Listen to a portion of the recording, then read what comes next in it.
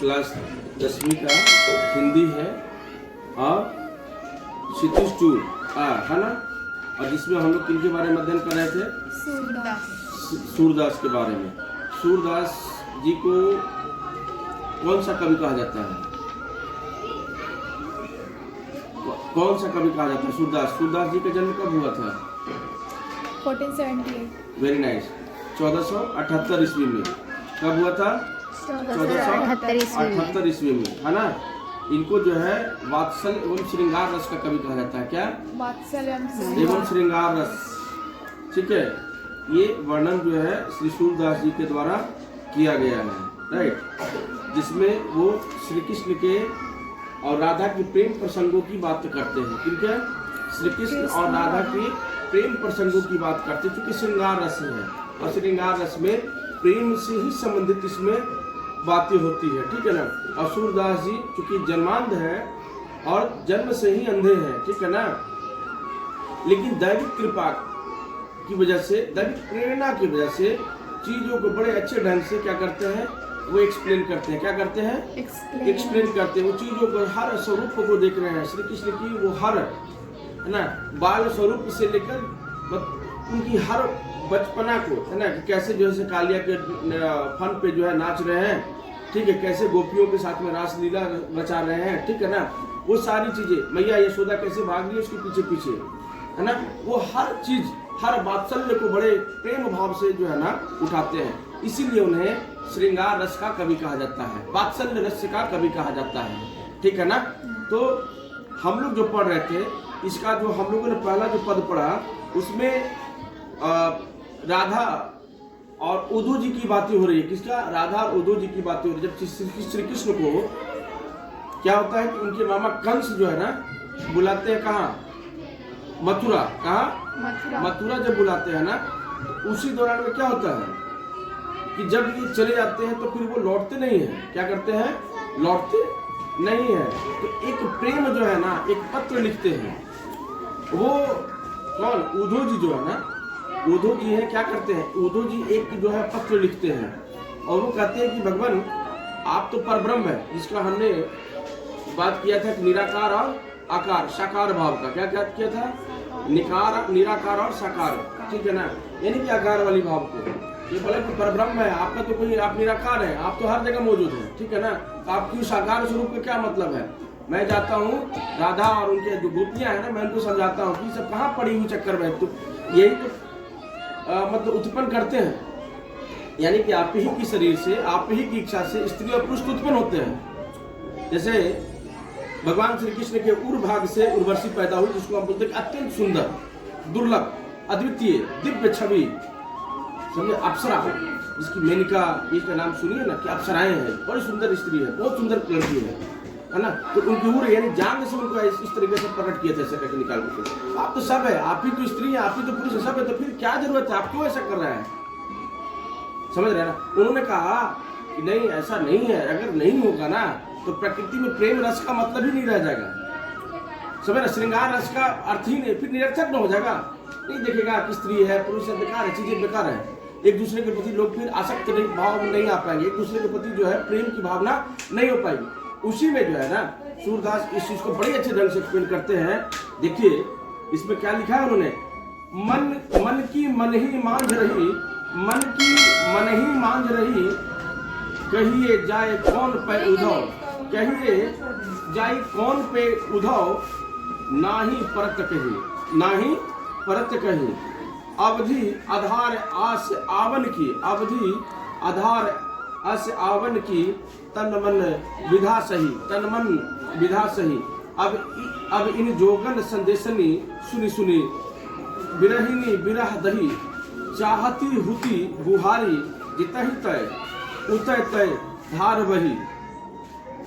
सूरदास अब धीरे धीरे ही क्यों मर्यादा न लही। अर्थात ये है कि प्रस्तुत, ये जो है कविवर कहते हैं कि गोपियां कृष्ण के द्वारा भेजे गए संदेश सुनकर उद्धव से कहने लगी।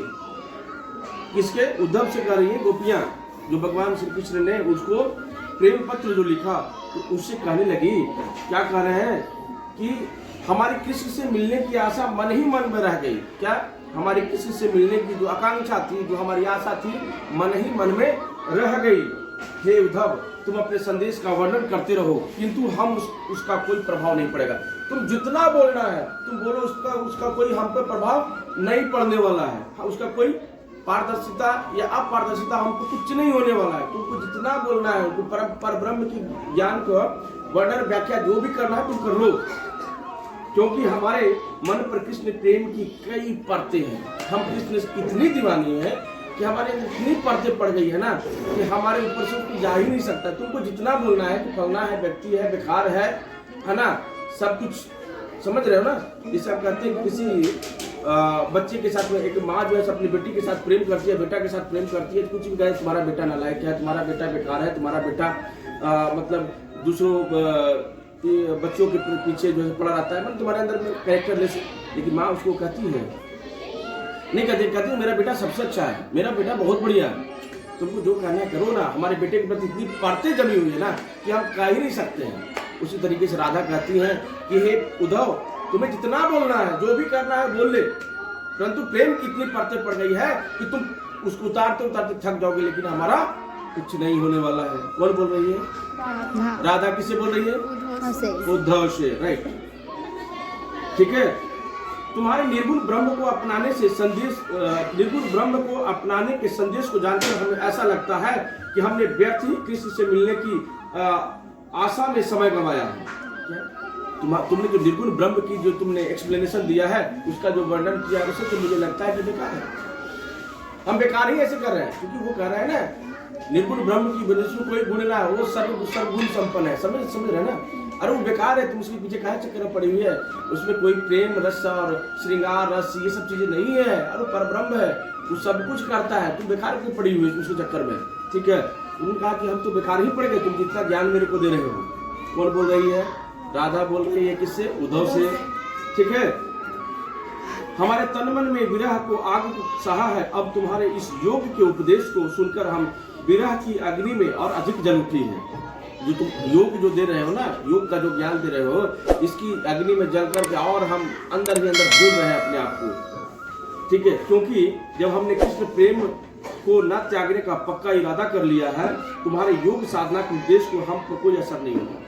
बोला कि हम इसको त्यागेंगे ही नहीं। हम जिससे प्रेम करते तुमको जितना ज्ञान देना है, हमको पता है उद्धव कि तुम परब्रह्म के समीप में हो, और तुम जानते हो, मुझे भी पता है कि श्री कृष्ण परब्रह्म है, श्री कृष्ण निराकार है, श्री कृष्ण कोई आकार नहीं है, वो सब जगह पे है।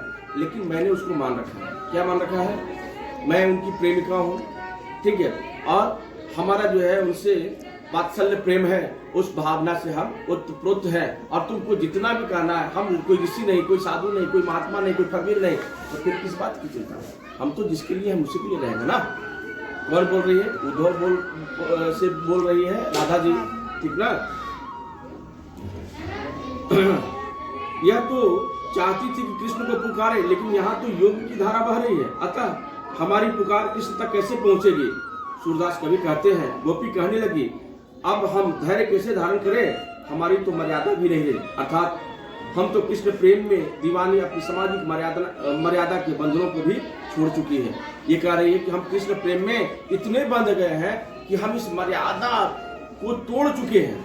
समझ रहे ना कि कौन मेरे बारे में क्या सोच रहा है, फला व्यक्ति मेरे बारे में क्या सोच रहा है, मुझे उनसे कोई फर्क नहीं पड़ने वाला। क्या? मुझे उससे कोई फर्क नहीं पड़ने वाला, सिर्फ मुझे कृष्ण चाहिए। कौन चाहिए? मुझे कृष्ण चाहिए। मुझे नहीं पता कि कृष्ण परब्रह्म है कि ब्रह्म है, समझे कि नहीं, ईश्वर है, आकार भाव में है या निराकार है, राक्षस है, मनुष्य क्या, मुझे नहीं पता। मैं सिर्फ जानती हूँ कि वो राधा की दीवानी है। ठीक है, और मैं उनका मैं उनका दीवानी हूँ, वो हमारा दीवाना है। हम उनसे ही प्रेम करते हैं, हम दूसरों से प्रेम नहीं करते हैं। ऐसा कौन बोल रहा है? ऐसा बोल रही है राधा, बोल रही है उद्धव जी से। उद्धव जी कौन थे? जो श्री कृष्ण के चचेरे भाई हुआ करते थे। ठीक है ना? लेकिन वो चूंकि सब कुछ जानते थे, क्योंकि बचपन से ही इतने ज्यादा मतलब योग तप में अपने आप को तपा लिया, तो समझ गया कि कोई नहीं है, ये प्रभु बेकार रच रहा है। ठीक है ना? ये परब्रह्म है, बेवकूफ हम लोग को बना रहा है बैठा करके यहाँ पे, हम लोग को पैदा कर दिया है और ये ज्ञान से दे रहा है। लेकिन याद रखो, जीवन में अगर प्रेम ना हो तो उसका भाव भी नहीं रहेगा, समाज सब कुछ समाप्त हो जाएगा, है ना? समझ रहे ना? यानी कि पत्तियां में भी एक प्रकार की आवाज होना चाहिए, सरसराहट होना चाहिए, एक दूसरे की भावना को लोग समझेगा, तब तो फिर जीवन का रस है ना। यही जो रस है वो राधा जी उद्धव जी को समझाते हैं।